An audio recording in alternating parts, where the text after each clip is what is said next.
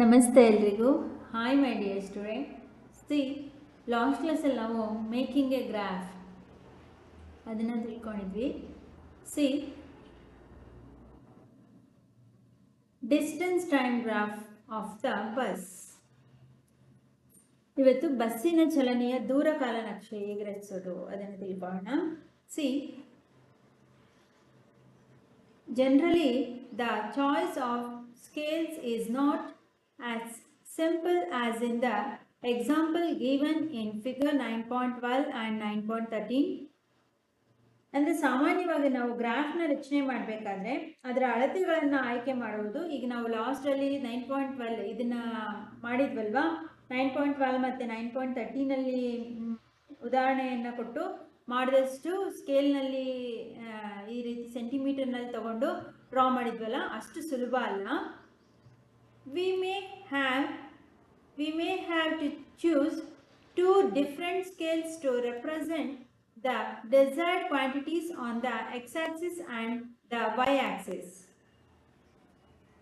ನಾವು ನಿರ್ದಿಷ್ಟ ಪರಿಮಾಣಗಳನ್ನು ಅಂದರೆ ನಿರ್ದಿಷ್ಟವಾಗಿ ಎಕ್ಸಾಕ್ಟಾಗಿ ಆ ಒಂದು ಪರಿಣಾಮಗಳನ್ನು ಅಳತೆಗಳನ್ನು ಎಕ್ಸ್ ಅಕ್ಷ ಮತ್ತು ವೈ ಅಕ್ಷದ ಮೇಲೆ ಪ್ರತಿನಿಧಿಸಬೇಕು ಅಂದರೆ 2 ವಿಭಿನ್ನ ಅಳತೆಗಳನ್ನು ಆಯ್ಕೆ ಮಾಡ್ಕೋಬೇಕಾಗತ್ತೆ.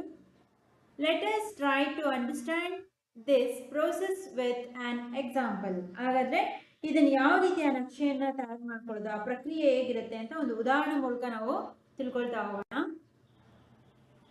Let us again consider the motion of the bus that took Paheli and her friends to the picnic.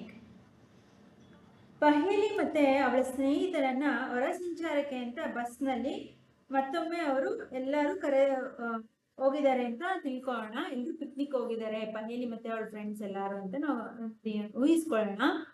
The distance covered and time taken by the bus are shown in table 9.5. 9.5 table ನಲ್ಲಿ ಕೊಟ್ಟಿದಾರಲ್ಲ, bus ನಲ್ಲಿ ಚಲಿಸಿದ ದೂರ 80 kilometre. ಚಲಿಸಿದ ದೂರ ಮತ್ತು ತೆಗೆದುಕೊಂಡ ಕಾಲವನ್ನು ನಾವು 9.5 ನಲ್ಲಿ ನೀಡಲಾಗಿದೆ. ಆ ಬಸ್ ಚಲಿಸಿ ಇಲ್ಲಿ 9.5 ಟೇಬಲ್ ಇದೆಯಲ್ಲ,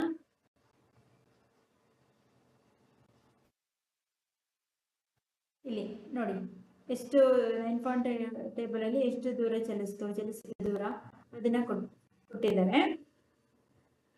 ಒಂದು ಕಿಲೋಮೀಟರ್, 1 ಸೆಂಟಿಮೀಟರ್ಗೆ 1 ಕಿಲೋಮೀಟರ್, ಆ ರೀತಿ ಅದರಲ್ಲಿ ಕೊಟ್ಟಿದ್ದಾರೆ. The total distance covered by the bus is 80 kilometre. If the decide to choose a scale is 1 kilometre is equal to 1 centimetre. Bus ಚಲಿಸಿದ ಒಟ್ಟು ದೂರ 80 ಕಿಲೋಮೀಟರ್. ಅಲ್ಲಿ 9.5 ಟೇಬಲಲ್ಲಿ ಕೊಟ್ಟಿರೋ ಥರ ನೋಡಿದ್ರೆ ಒಟ್ಟು ಟೋಟಲಿ ಅದು ಬಸ್ ಎಷ್ಟು ದೂರ ಚಲಿಸಿದೆ ಅಂದರೆ 80 ಕಿಲೋಮೀಟರ್ ಚಲಿಸಿದೆ. ನಾವು ಅದನ್ನು ಆಯ್ಕೆ ಮಾಡ್ಕೊಳ್ಳೋದು, ನಮ್ಮ ಸ್ಕೇಲ್ ಅಳತೆ ಪಟ್ಟಿಯಲ್ಲಿ ನಾವು ಆಯ್ಕೆ ಮಾಡ್ಕೊಂಡ್ರೆ ಅದು 1 ಕಿಲೋಮೀಟರ್ಗೆ 1 ಸೆಂಟಿಮೀಟರ್ ಅಂತ ಆಯ್ಕೆ ಮಾಡ್ಕೋಬೇಕು. ಅಂದರೆ 1 ಕಿಲೋಮೀಟರ್ ಚಲಿಸಿದೆ ಅಂದರೆ ನಮ್ಮ ಸ್ಕೇಲಲ್ಲಿ ಅದನ್ನ 1 ಸೆಂಟಿಮೀಟರ್ ಅಂತೇಳಿ ಸೆಲೆಕ್ಟ್ ಮಾಡ್ಕೊಳ್ಳೋಣ. We shall have to draw an axis of length 80 centimetre. ಹಾಗಾದರೆ ಆಯ್ಕೆ ಮಾಡಿಕೊಂಡ್ರೆ 80 ಸೆಂಟಿಮೀಟರ್ ಉದ್ದದ ಅಕ್ಷವನ್ನು ನಾವು ರಚಿಸಬೇಕಾಗುತ್ತೆ. 80 ಸೆಂಟಿಮೀಟರ್ ಅಷ್ಟು ಒಂದು ಗ್ರಾಫನ್ನು ನಾವು ರಚಿಸಬೇಕಾಗುತ್ತೆ.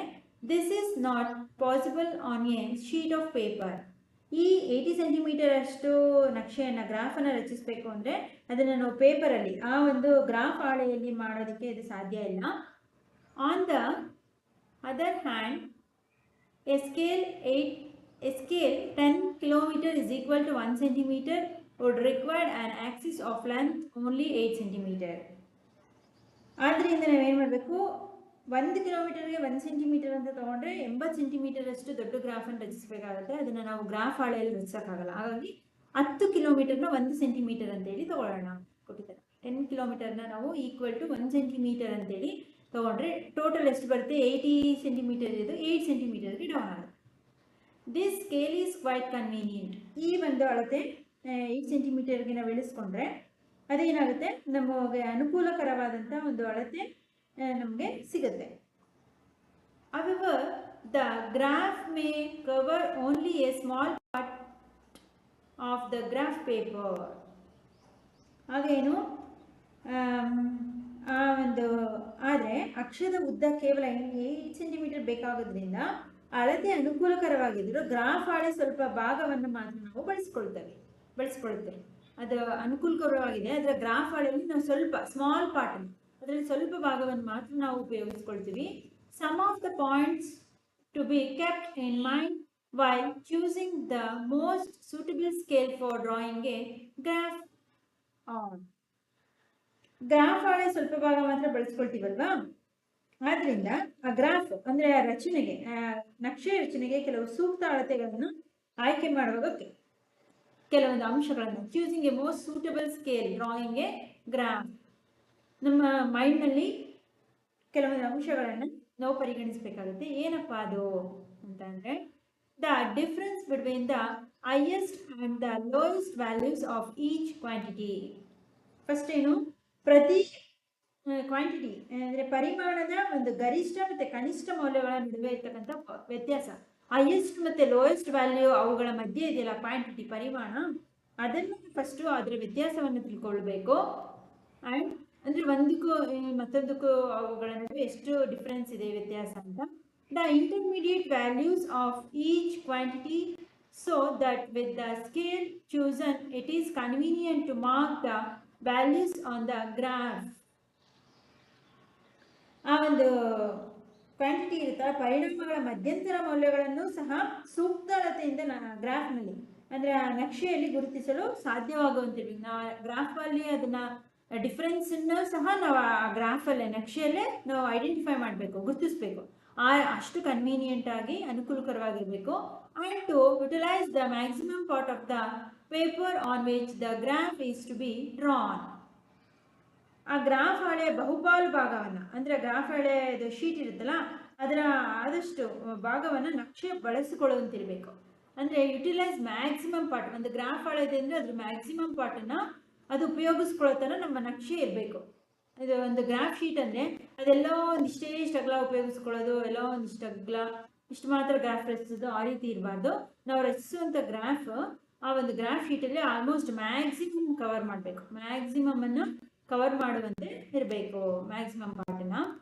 Suppose that you are given a graph paper of size 25 centimeter into 25 centimeter, one of the scales which meets the above conditions and can accommodate the data of table 9.5 could be.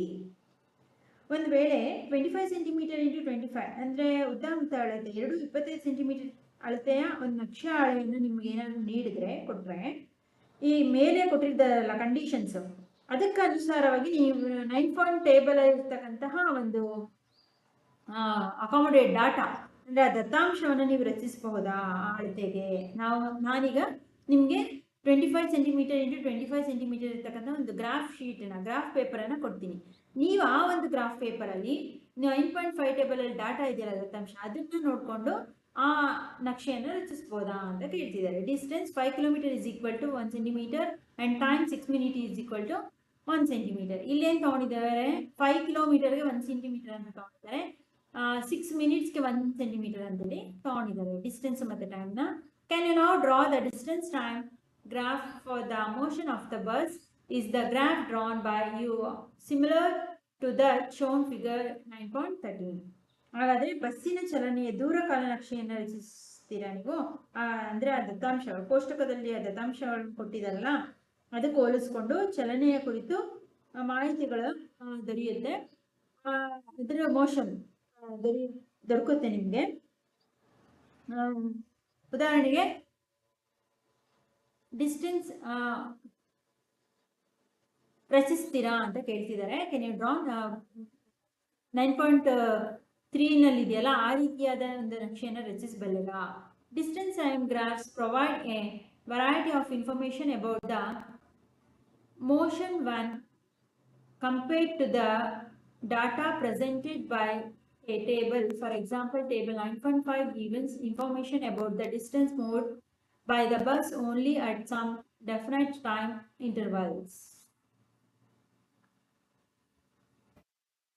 ಅಂದರೆ ಉದಾಹರಣೆಗೆ ಒಂದು ನಿರ್ದಿಷ್ಟ ಕಾಲಾವಧಿಯಲ್ಲಿ bus ಚಲಿಸಿದ ದೂರ ಅಂದರೆ ಅದು ಎಷ್ಟು ದೂರ ಬಸ್ಸು ಹೋಯ್ತು ಅಂತ ಮಾತ್ರ ಒಂದು ಇನ್ ಪಾಯಿಂಟ್ ಟೇಬಲಲ್ಲಿ ಕೊಟ್ಟಿದ್ದಾರೆ ಅಲ್ವಾ. ಅದನ್ನು ಮಾತ್ರ ನಾವು ಎಷ್ಟು ದೂರ ಹೋಯ್ತು 80 ಕಿಲೋಮೀಟರ್ ಎಷ್ಟು ದೂರ ಹೋಯ್ತು ಅಂತ ತಿಳ್ಕೊಂಡಿದ್ದೀವಿ. ಆದರೆ ಅದನ್ನು ಗ್ರಾಫಲ್ಲಿ ನಕ್ಷೆಯಿಂದ ನಾವು ಆ ಬಸ್ಸು ಎಷ್ಟು ಕಾಲಾವಧಿಯಲ್ಲಿ ಬಸ್ಸು ಚಲಿಸಿದ ದೂರವನ್ನು ನಕ್ಷೆಯಲ್ಲಿ ನಾವು ಒಂದು ಗ್ರಾಫ್ ಹಾಕಿದ್ರೆ ಅದರಲ್ಲಿ ನಾವು ಹೇಗೆ ಕಂಡುಹಿಡಿಬೋದು. ಈಗ ಆಲ್ರೆಡಿ ಎಷ್ಟು ದೂರ ಚಲಿಸಿದೆ ಅಂತ ನಾವು 9.5 ಟೇಬಲಲ್ಲಿ ಕೊಟ್ಟಿರೋದ್ರಲ್ಲಿ ತಿಳ್ಕೊಂಡಿದ್ದೀವಿ 80 ಕಿಲೋಮೀಟರ್ ಅಂತ. ಅದನ್ನೇ ನಾವು ಗ್ರಾಫಲ್ಲಿ ರಚಿಸಿದ್ರು ಸಹ ಆ ಗ್ರಾಫಿಂದಲೂ ನಮಗೆ ಬಸ್ ಇಷ್ಟೇ ದೂರ ಚಲಿಸಿದೆ ಅಂತ ತಿಳ್ಕೊಳ್ಬೋದಾ ಅಂತ ಹೇಳ್ತಿದ್ದಾರೆ.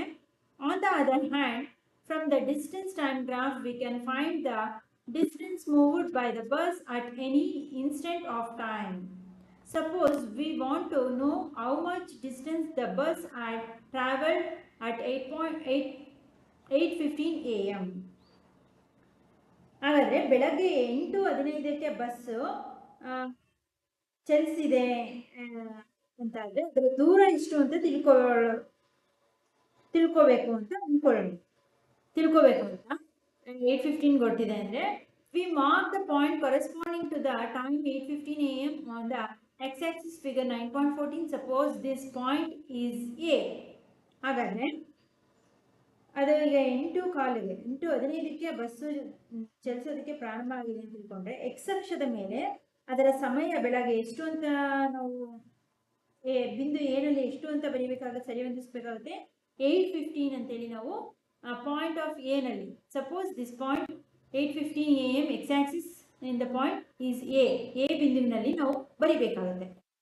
Drawing line perpendicular to the x axis or parallel to the y axis. ನಂತರ ಏನು ಮಾಡಬೇಕು, ಎ ಬಿಂದುವಿನಲ್ಲಿ 8:15 ಅಂತ ನಾವು ಆ ಟೈಮನ್ನು ಸಮಯವನ್ನು ಸರಿ ಹೊಂದಿಸಿದ ಮೇಲೆ ಗುರುತಿಸಿದ ಮೇಲೆ ಆ ಬಿಂದುವಿನಿಂದ ಎಕ್ಸ್ ಅಕ್ಷಕ್ಕೆ ಒಂದು ಲಂಬ ರೇಖೆ ಅಥವಾ ವೈ ಅಕ್ಷಕ್ಕೆ ಒಂದು ಸಮಾಂತರ ರೇಖೆಯನ್ನು ಎಳೆದುಕೊಳ್ಬೇಕು. ಎಕ್ಸ್ ಅಕ್ಷಕ್ಕೆ ಒಂದು ಲಂಬ ರೇಖೆ ನೋಡಿ ಕೊಟ್ಟಿದ್ದಾರಲ್ಲ, ಇಲ್ಲಿ ಬಿಂದು ಎನಲ್ಲಿ 8:15 ಇದು ಅಂತ ತಿಳ್ಕೊಂಡ್ರೆ ಎಕ್ಸ್ ಅಕ್ಷಕ್ಕೆ ಅದಕ್ಕೆ ಇದಾಗಿ ಒಂದು ಲಂಬವಾಗಿ ವೈ ಅಕ್ಷೆಯನ್ನು ಹೇಳ್ಕೋಬೇಕು, ಇಲ್ಲ ಸಮಾನಾಂತರವಾಗಿ ಒಂದು ಗೆರೆಯನ್ನು ಡ್ರಾನ್ ಮಾಡಬೇಕಾಗುತ್ತೆ. ಅಲ್ಲಿ ಮಾಡಿರೋದನ್ನ point ಎನಲ್ಲಿ we then mark the point T on the graph at which this perpendicular line intersect it, figure 9.40. Next we draw a line through the point T parallel to the x-axis. ನೋಡಿ, ಇದು x-axis, ಇದು y-axis. ಗೊತ್ತಾಗ್ತಿದೆಯಾ? ಇಲ್ಲಿ ನಾವು T ಇದು distance, ಇದು time 8:15 ಅಂದರೆ ಇದಕ್ಕೆ ಲಂಬವಾಗಿ ನಾವು ಒಂದು ಇನ್ನೊಂದು ಟೈಮ್ ಎಷ್ಟು ಟೈಮ್ 8:15ಗೆ ಹೊರಟಿದೆ ಬಸ್ ಚಲಿಸಿದೆ ಅಂತ ಅಂದರೆ ಅದು ಎಷ್ಟು ದೂರ ಚಲಿಸ್ತು 8:15ಗೆ ಅಂದರೆ 10 ಕಿಲೋಮೀಟರ್ ಚಲಿಸಿದೆ. ಅದಕ್ಕೆ ಅಡ್ಡಲಾಗಿ ಒಂದು ಗೆರೆಯನ್ನು ವೈ ಆಕ್ಸಿಸಿಂದ ಎಳಿಬೇಕು. ಎಕ್ಸ್ ಆಕ್ಸಿಸಿಂದ ಎ ಬಿಂದುವಿನಿಂದ ಎಳೆದ್ರೆ ಇವೆರಡು ಇಂಟರ್ಸೆಕ್ಟ್ ಆಗುತ್ತಲ್ಲ, ಇವೆರಡು ಇಲ್ಲಿ ಪಾಯಿಂಟ್ ಇದು ಮೀಟ್ ಆಗುತ್ತಲ್ಲ, ಇಲ್ಲಿ ನೋಡಿ ಪಾಯಿಂಟ್, ಈ ಒಂದು ಬ್ಲೂ ಪಾಯಿಂಟ್, ಇದನ್ನು ನಾವು ಏನಂತ ಕರಿತೀವಿ, ಆ ಬಿಂದು ಸಂಧಿಸುವ ಬಿಂದುವನ್ನು, ಆ ರೇಖೆ ನಕ್ಷೆಯನ್ನು ಸಂಧಿಸುವ ಬಿಂದುವನ್ನು ಟಿ ಎಂದು ಹೆಸರಿಸೋಣ. ಇದೆರಡು ಇಂಟರ್ಸೆಕ್ಟ್ ಆಗುತ್ತಲ್ಲ, ಇದೆರಡೂ ಸೇರುವಂತಹ ಬಿಂದುವನ್ನು ನಾವೇನಂತ ಹೆಸರಿಸ್ಕೊಳ್ಳೋಣ, ಟಿ ಎಂದು ಆ ಬಿಂದುವನ್ನು ಹೆಸರಿಸ್ಕೊಳ್ಳೋಣ. This intersects the y axis at the point B. The distance corresponding to the point B on the y axis OB gives us the distance in kilometer covered by the bus at 8 am. T ಅಂತ ಗುರುತಿಸ್ಕೊಂಡ್ಮೇಲೆ ನಂತರ T ಬಿಂದುವಿನ X ಅಕ್ಷಕ್ಕೆ ಸಮಾನಾಂತರವಾಗಿ ಒಂದು ರೇಖೆಯನ್ನು ಎಳೆದಾಗ Y ಅಕ್ಷದಿಂದ ಬಿಂದು B ನಲ್ಲಿ ಛೇದಿಸುತ್ತದೆ. ನಂತರ ಬಿಂದು ಬಿ ಬಿಂದುಗೆ ಸಂಬಂಧಿಸಿದಂತೆ ಅದೇನಾಗುತ್ತೆ, OBಯು ಬೆಳಗ್ಗೆ 8:15 ಬಸ್ಸು ಕ್ರಮಿಸಿದ ದೂರವನ್ನು ಸೂಚಿಸುತ್ತದೆ. ಎಲ್ಲ ನೋಡಿ, ಇದು OB, ಇದು ಎಷ್ಟು ದೂರ ಇದೆ ತಾನೆ ಡಿಸ್ಟೆನ್ಸ್. ಇಲ್ಲಿ ಓ ಇಂದ ಇಲ್ಲಿ OX ಇದು ಟೈಮನ್ನು ತೋರಿಸುತ್ತೆ 8:15ಗೆ ಹೊರಟಿದೆ ಅಂತ. ಇಲ್ಲಿಂದ ಅಡ್ಡಲಾಗಿ ಒಂದು ಗೆರೆಯನ್ನು ಎಳೆದಿದ್ವಿ, ಇದು 8:15, ಇದು 8 ಅಂದರೆ ಇಲ್ಲಿಗೆ 15, ಇದು 8:30 ಅದಾಯ್ತಾ. ಇಲ್ಲಿಂದ ಇಲ್ಲಿಗೆ ಎಳೆದಿದ್ದೀವಿ ಲಂಬವಾಗಿ ಎಕ್ಸ್ ಆಕ್ಸಿಸಿಂದ. ವೈ ಅಕ್ಷದಿಂದ ಓ ಇಂದ ಇಲ್ಲಿಗೆ 10 ಕಿಲೋಮೀಟರ್ಗೆ ಎಳ್ತಿದ್ದೀವಿ. ಇದನ್ನು ಎ ಅಂತ OA ಅಂತ ಇದನ್ನು ಗುರುತಿಸ್ಕೊಂಡ್ರೆ ಇಲ್ಲಿಂದ ಲಂಬವಾಗಿ ವೈ ಆಕ್ಸಿಸ್ಗೆ ಎಳೆದಿದ್ದೀವಲ್ಲ, ವೈ ಆಕ್ಸಿಸ್ಗೆ ಮೇಲಕ್ಕೆ ಲಂಬವಾಗಿ ಎಳೆದ ಇದನ್ನು OB ಅಂತ ಗುರುತಿಸ್ಕೊಳ್ಳೋಣ. ಈ ಒ ಬಿಯನ್ನು ನಾವು ಚಲಿಸಿದ ದೂರ, ಎಷ್ಟು ದೂರ ಚಲಿಸಿತು ಬಸ್ಸು ಎಂಬುದಾಗಿ ನಾವು ಅದನ್ನು ತಿಳ್ಕೊಳ್ಳೋದು. ಇದೇ ತಾನೆ ಡಿಸ್ಟೆನ್ಸ್ ಅಂದರೆ ದೂರ. ಒ ಬಿಯನ್ನು ನಾವು ಆ ಒಂದು ಬಸ್ಸು 8:15ಕ್ಕೆ ಎಷ್ಟು ದೂರ ಚಲಿಸಿತು, ಚಲಿಸಿದ ದೂರವನ್ನು ಒ ಬಿ ಎಂದು ನಾವು ಗುರುತಿಸಿಕೊಳ್ಳೋಣ. ಇಲ್ಲಿ ಒ ಇಂದ ಎಳೆದ ಅಡ್ಡ ರೇಖೆಯು ಎಕ್ಸ್ ಆಕ್ಸಿಸ್ನಲ್ಲಿದ್ದು ಒ ಬಿಯು ಲಂಬವಾದ ವೈ ಆಕ್ಸಿಸ್ನಲ್ಲಿದೆ. ಒ ಬಿ ಎಂಬುದು ಏನನ್ನು ಸೂಚಿಸುತ್ತೆ? ಆ ಒಂದು ಬಸ್ ಚಲಿಸಿದ ದೂರವನ್ನು ಸೂಚಿಸುತ್ತೆ. ಒ ಎ ಅನ್ನೋದು ಸಮಯ, ಕಾಲ, ಎಷ್ಟೊತ್ತಿಗೆ 8:15ಗೆ ಹೊರಡ್ತು ಅನ್ನೋದನ್ನು. ಇವೆರಡು ಇಂಟರ್ಸೆಕ್ಟ್ ಆಗೋ ಬಿಂದುವನ್ನು ಟಿ ಅಂತ ಗುರುತಿಸ್ಕೊಳ್ತೀವಿ. ಆಯ್ತಾ? How much is this distance in kilometer? Can you now help Paheli to find the distance moved by the bus at 9:45 am? Can you also find the speed of the bus from its distance time graph? ಹಾಗಾದ್ರೆ ಈ ರೀತಿ ನಾವು ಒ ಬಿಯು ಬೆಳಗ್ಗೆ 8:15ರಲ್ಲಿ bus ಕ್ರಮಿಸಿದ ದೂರವನ್ನು ಸೂಚಿಸಿದ್ರೆ ಆ ದೂರ ಕಿಲೋಮೀಟರ್ಗಳಲ್ಲಿ ಎಷ್ಟಿದೆ? ಹಾಗಾದ್ರೆ ಕಿಲೋಮೀಟರ್ ಲೆಕ್ಕದಲ್ಲಿ ಸೆಂಟಿಮೀಟರ್ ನಾವು ಹಾಕೊಂಡಿದ್ದೀವಿ ಗ್ರಾಫಲ್ಲಿ. ಹಾಗಾದ್ರೆ ಕಿಲೋಮೀಟರ್ ದೂರದಲ್ಲಿ ಎಷ್ಟಿದೆ ಅಂತ ಈಗ ನೀವು 9:45ನಲ್ಲಿ ಬಸ್ಸು ಕ್ರಮಿಸಿದ ದೂರವನ್ನು ಕಂಡುಹಿಡಿಯೋದಕ್ಕೆ ಪಹೇಲಿಗೆ ಸಹಾಯ ಮಾಡ್ತೀರಾ. ಹಾಗಾದ್ರೆ 9:45ಕ್ಕೆ ಆ ಬಸ್ಸು ಕಿಲೋಮೀಟರ್ ದೂರದಲ್ಲಿ ಎಷ್ಟು ದೂರ ಚಲಿಸಿದೆ ಅಂತ ಕಂಡುಹಿಡಿಬೇಕಾಗಿದೆ. ಯಾರೋ ಪಹೇಲಿ, ಅವನಿಗೆ ನೀವು ಅದನ್ನ ಹೆಲ್ಪ್ ಮಾಡ್ತೀರಾ. ಆಗುವ ದೂರ ಕಾಲನಕ್ಷೆಯಿಂದ ಬಸ್ಸಿನ ಜವವನ್ನು ಕಂಡುಹಿಡಿಯಬಲ್ಲಿರಾ. ಈ ಒಂದು ಗ್ರಾಫ್ ಮೂಲಕ ನೀವೇನು 9:45ಗೆ ಆ ಬಸ್ಸು ಎಷ್ಟು ದೂರ, ಇದು 9, ಇದು 9:30, 9:45 ಅಂದರೆ ಇಷ್ಟಾಗುತ್ತೆ, ಎಷ್ಟು ದೂರ ಚಲಿಸ್ತು ಅನ್ನೋದನ್ನು ನೀವು ಕಂಡುಹಿಡಿಯಬಲ್ಲಿರಾ ಅಂತೇಳಿ ಕೇಳ್ತಿದ್ದಾರೆ. 9:45 ಅಂದರೆ ಎಷ್ಟಾಗುತ್ತೆ ನೋಡಿ, ಕರೆಕ್ಟಾಗಿ 70 ಅಲ್ವಾ? ಈ ದೂರವನ್ನು ಇದು ಚಲಿಸಿದೆ ಅಂತ ನಾವು ತಿಳ್ಕೊಳ್ಬೋದು. ಇಷ್ಟು ದೂರ ಇಲ್ಲಿ ಪಾಯಿಂಟ್ ಇಂಟರ್ಸೆಕ್ಟ್ ಆಗುತ್ತೆ 9:45 ಅಲ್ವಾ, ಕಿಲೋಮೀಟರ್ ಲೆಕ್ಕದಲ್ಲಿ. ಟೈಮ್ ಗ್ರಾಫಲ್ಲಿ ಅದೇ ಇದ್ರೆ 8:30, 9:30, 9:45 ಅಂದರೆ ಇಲ್ಲಿಗೆ ಬರುತ್ತೆ. ಇಲ್ಲಿಗೆ ಗ್ರಾಫ್ನ ರಚಿಸಿ ಕರೆಕ್ಟಾಗಿ ಇಲ್ಲಿಗೆ ಇಂಟರ್ಸೆಕ್ಟ್, ಅಲ್ಲಿ ಇಲ್ಲಿಂದ ಇಷ್ಟು ದೂರ ಮೇಲಕ್ಕೆ ಎಳಿಬೇಕು. ಅದು ಎಲ್ಲಿಗೆ ಇಂಟರ್ಸೆಕ್ಟ್ ಆಗುತ್ತೆ ಅಷ್ಟು ದೂರ ಚಲಿಸಿದೆ ಅಂತೇಳಿ ನಾವು ತಿಳ್ಕೊಳ್ಬೇಕು. Graph 70 kilometre. ಸೊ ಇದಿಷ್ಟು ಈ ಒಂದು ಲೆಸನ್ನ ಕಂಪ್ಲೀಟ್ ಎಕ್ಸ್ಪ್ಲನೇಷನು.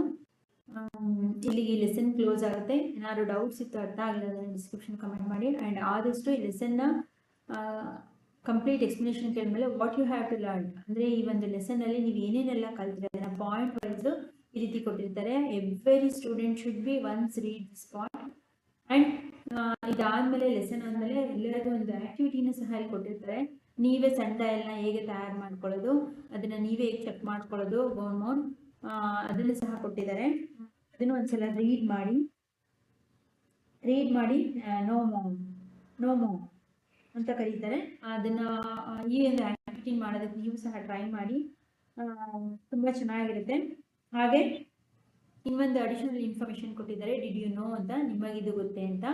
ಏನಪ್ಪ ಅಂದರೆ the time keeping services in India R provided by the national physical laboratory new Delhi. ಅಂದರೆ ನವದೆಹಲಿಯ ರಾಷ್ಟ್ರೀಯ ನ್ಯಾಷನಲ್ ಫಿಸಿಕಲ್ ಲ್ಯಾಬೊರೇಟರಿ ಅಂತಿದೆ, ಬೌದ್ಧ ಪ್ರಯೋಗಾಲಯವು ಭಾರತದಲ್ಲಿ ಸಮಯ ಪಾಲನಾ ಸೇವೆಯನ್ನು ಒದಗಿಸುತ್ತದೆ. ನಾವಂದರೆ ನಮ್ಮ ಭಾರತದಲ್ಲಿ ಸಮಯವನ್ನು ಹೇಗೆ ಪಾಲನೆ ಮಾಡಬೇಕು ಅದರ ಸೇವೆಯನ್ನು ಒದಗಿಸೋದು ಯಾವುದು? ನ್ಯಾಷನಲ್ ಫಿಸಿಕಲ್ ಲ್ಯಾಬೊರೇಟರಿ ಅಂತ ಡೆಲ್ಲಿನಲ್ಲಿದೆ.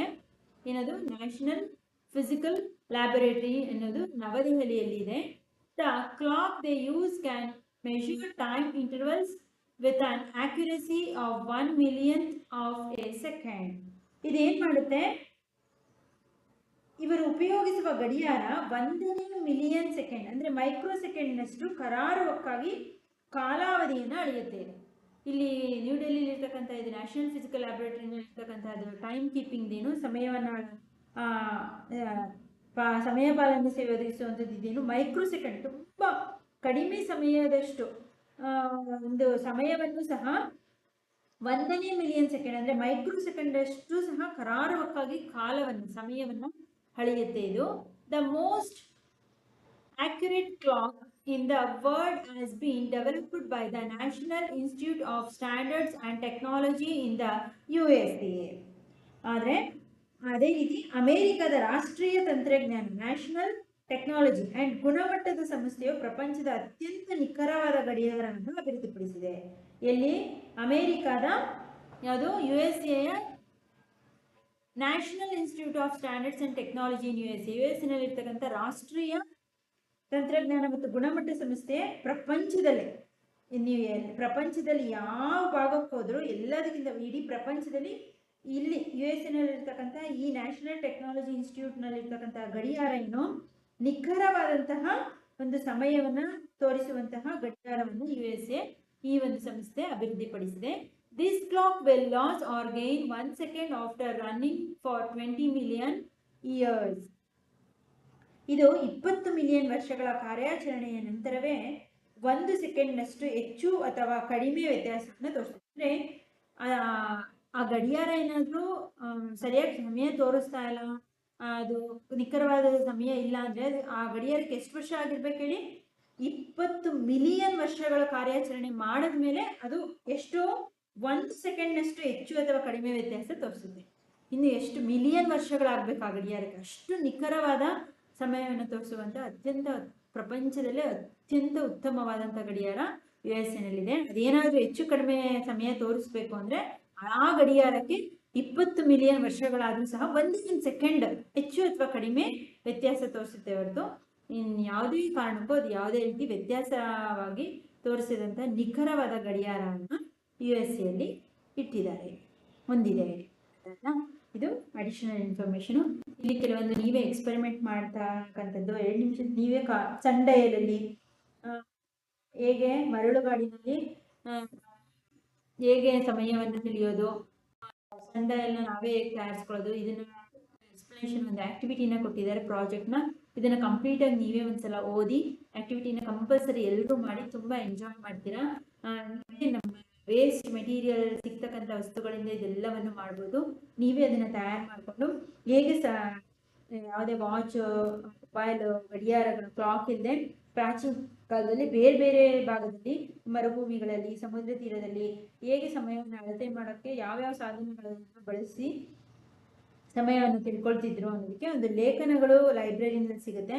ಅವುಗಳನ್ನು ಕಲೆಕ್ಟ್ ಮಾಡಿ ಅದಕ್ಕೆ ಬೇಕಾದಂಥ ಸಾಧನಗಳು, ಕಾಲವನ್ನು ಅಳತೆ ಮಾಡೋದಕ್ಕೆ ಯಾವ್ಯಾವ ಏಕಮಾನಗಳನ್ನ ಬಳಸ್ತಿದ್ರು, ಯಾವ್ಯಾವ ಥರ ಲಭ್ಯ ಇತ್ತು, ಅವುಗಳನ್ನು ಸಹ ಲೈಬ್ರರಿಗಳಲ್ಲಿ ಓದಿ ತಿಳ್ಕೊಂಡು ನೀವೇ ಈ ಒಂದು ಆಕ್ಟಿವಿಟಿನ ಮಾಡಿ ಹೇಗೆ ಸಮಯವನ್ನು ಅಳಿತಿದ್ರು ಅನ್ನೋದಕ್ಕೆ ನೀವು ಅದನ್ನು ಅನುಭವಿಸಿ. ಅಂದರೆ ಇದರಿಂದ ಹೇಗೆ ನಾವು ಸಮಯವನ್ನು ತಿಳ್ಕೊಳ್ಬೋದು. ಈಗೆಲ್ಲ ವಾಚು, ಕ್ಲಾಕು, ಮೊಬೈಲ್ಸ್ ಇದೆ. ಅದಿಲ್ಲದೆ ಈ ಒಂದು ಚಟುವಟಿಕೆಯ ಮೂಲಕ ಹೇಗೆ ಸಮಯವನ್ನು ತಿಳ್ಕೊಬೋದು ಕಂಪ್ಲೀಟಾಗಿ ಇದನ್ನು ಹೇಗೆ ತಯಾರು ಮಾಡ್ಕೋಬೇಕು, ಸಮಯವನ್ನು ಹೇಗೆ ಅಳಿಬೇಕು ಅಂತ ಕೊಟ್ಟಿರ್ತಾರೆ. ಅದು ಮಾದರಿಯನ್ನು ರಚಿಸ್ಕೊಂಡು ಮಾಡಲ್ನ ನೀವು ಸಹ ಇದನ್ನ ಆಕ್ಟಿವಿಟಿನ ಮಾಡಿ. ಓಕೆ ಮೈ ಡಿಯರ್ ಸ್ಟೂಡೆಂಟ್, ಇಷ್ಟರಲ್ಲಿ ನೆಕ್ಸ್ಟ್ ಕ್ಲಾಸಲ್ಲಿ ನಾವು ಇದರದ್ದು ಈ ಒಂದು ಲೆಸನ್ನ ಕಂಪ್ಲೀಟ್ ಎಕ್ಸಸೈಸ್ ಕ್ವಶನ್ ಆ್ಯಂಡ್ ಆನ್ಸರ್ಸ್ನ ನಾನು ನಿಮಗೆ ನೋಟ್ಸ್ ಕೊಡ್ತೀನಿ, ಸಾಲ್ವ್ ಮಾಡೋಣ. ಏನಾದ್ರು ಡೌಟ್ಸ್ ಇತ್ತು ಅರ್ಥ ಆಗಲಿಲ್ಲ ಅಂದರೆ ಡಿಸ್ಕ್ರಿಪ್ಷನ್ ಕಮೆಂಟ್ ಮಾಡಿ. ಆ್ಯಂಡ್ ಆದಷ್ಟು ನಿಮ್ಮೆಲ್ಲ ಫ್ರೆಂಡ್ಸ್ಗಳಿಗೂ ಈ ಶೇರ್ ಮಾಡಿ, ಅವ್ರಿಗೂ ಸಬ್ಸ್ಕ್ರೈಬ್ ಮಾಡ್ಕೊಳ್ಳೋಕೆ ಹೇಳಿ. ಬಿಕಾಸ್ ಸಬ್ಸ್ಕ್ರೈಬ್ ಮಾಡಿಕೊಂಡು ಸರ್ಚ್ ಮಾಡೋ ಅವಶ್ಯಕತೆ ಇರಲ್ಲ. ಈಸಿಯಾಗಿ ಅವರು ಸಹ ಸೈನ್ಸನ್ನು ಕನ್ನಡದಲ್ಲಿ ನಮ್ಮ ಮಾತೃಭಾಷೆಯಲ್ಲಿ ಕೇಳಿದ್ರೆ ಈಸಿಯಾಗಿ ಅರ್ಥ ಆಗುತ್ತೆ. Science is not A tough subject ಅಲ್ಲ, ಇದು ಕಷ್ಟ ಅಂತ ಅಂದ್ಕೊಳ್ಳೇಬೇಡಿ. ಅರ್ಥ ಮಾಡ್ಕೊಂಡ್ಬಿಟ್ರೆ ತುಂಬ ಈಸಿ ಅನಿಸುತ್ತೆ ಸೈನ್ಸು. ಸುಲಭವಾಗಿ ಸರಳವಾಗಿ ನಾವು ಅರ್ಥ ಮಾಡಿಕೊಂಡು ಒಳ್ಳೆ ಸ್ಕೋರ್ ಮಾಡ್ಬೋದು. ಹಾಗಾಗಿ ನಿಮ್ಗೆ ಹೆಚ್ಚು ಇನ್ಸೈಟ್ ಟೆಕ್ಸ್ಟ್ ಬುಕ್ಕಲ್ಲಿ ಇನ್ನೂ ಹೆಚ್ಚು ಕ್ವಶನ್ ಆ್ಯಂಡ್ ಆನ್ಸರ್ಸ್ ಮಾಡಿರೋದು ಬೇಕು ಅಂದರೆ ಸೈನ್ಸ್ ಕ್ವಶನ್ ಬ್ಯಾಂಕ್ ಅಂತ ಇನ್ನೊಂದು ಚಾನಲ್ ಇದೆ, ಅಲ್ಲಿಗೆ ವಿಸಿಟ್ ಮಾಡಿ. ನಾನು ಅದನ್ನು ಡಿಸ್ಕ್ರಿಪ್ಷನಲ್ಲಿ ಆ ಲಿಂಕ್ನ ಹಾಕಿರ್ತೀನಿ. ಅಲ್ಲಿ ನಿಮಗೆ ಹೆಚ್ಚು ಇನ್ಸೈಟ್ ಟೆಕ್ಸ್ಟ್ ಬುಕ್ಕಲ್ಲಿ ಕ್ವಶನ್ ಆ್ಯಂಡ್ ಆನ್ಸರ್ಸ್ ಮಾಡಿರೋದು ತುಂಬ ಸಿಗುತ್ತೆ. ಎಕ್ಸಸೈಸ್ ಕ್ವಶನ್ ಆ್ಯಂಡ್ ಆನ್ಸರ್ನ ನಾನು ಸಾಲ್ವ್ ಮಾಡಿಸ್ತೀನಿ. ಆ್ಯಂಡ್ ಹೋಮ್ ವರ್ಕ್ ಕ್ವಶನ್ಸ್ನ ಕೊಟ್ಟಿರ್ತೀನಿ ಅಲ್ವಾ, ಅದನ್ನು ಸಹ ಅಡಿಷನ್ ಕ್ವಶನ್ಸ್ ಆಗಿ ಬರ್ಕೊಂಡು ನೋಟ್ಸ್ ಮಾಡಿಕೊಂಡು ಚೆನ್ನಾಗಿ ಓದ್ಕೊಂಡು ಸ್ಕೋರ್ ಮಾಡಿ. ಪ್ಲೇಲಿಸ್ಟ್ ಚೆಕ್ ಮಾಡಿ, ಒಂದು complete video exercise question and answers notes ಸಿಗುತ್ತೆ. Okay my dear student, thank you.